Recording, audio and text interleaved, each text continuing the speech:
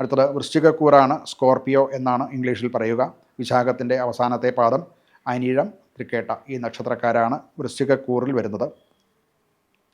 വീട് അഥവാ പ്രവർത്തന മേഖല സംബന്ധിച്ച് ചില മാറ്റങ്ങളൊക്കെ വന്നേക്കാവും. അഥവാ അത് സംബന്ധിച്ചുള്ള ചർച്ചകൾ, അത് സംബന്ധിച്ചുള്ള ചിന്തകൾ ഒക്കെ ഉണ്ടാകാൻ സാധ്യതയുണ്ട്.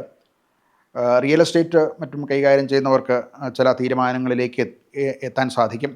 എന്നാൽ അവർക്ക് നഷ്ടം വരാനും സാധ്യതയുണ്ട്. ഇതുവരെ വിറ്റ് പോകാതിരുന്ന സ്ഥലങ്ങളും മറ്റുമൊക്കെ വിൽക്കാൻ സാധിച്ചെന്ന് വരാം. അതിൽ നഷ്ടം വരാനും സാധ്യതയുണ്ട്.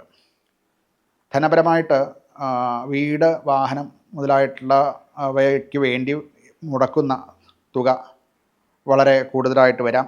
അങ്ങനെയുള്ള അധിക ചിലവ് ഈ ആഴ്ച പ്രതീക്ഷിക്കാവുന്നതാണ്. കുടുംബത്തിൽ ആരോഗ്യ പ്രശ്നങ്ങൾ ഉണ്ടാകാം. തനിക്ക് മുതിർന്നവർക്ക്, കുട്ടികൾക്ക് ഒക്കെ ചില ആരോഗ്യ പ്രശ്നങ്ങളും ഉണ്ടാകും.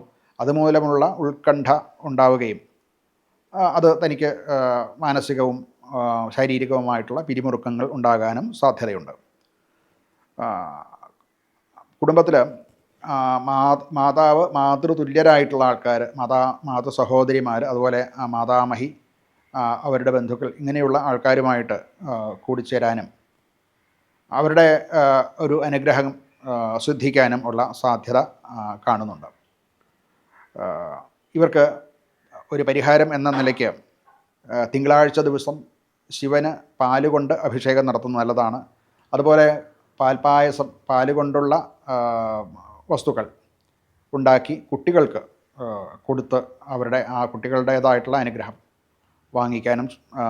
വാങ്ങിക്കുന്നതും സൽഫലങ്ങൾ ഉണ്ടാക്കാൻ സാധിക്കുന്നതാണ്.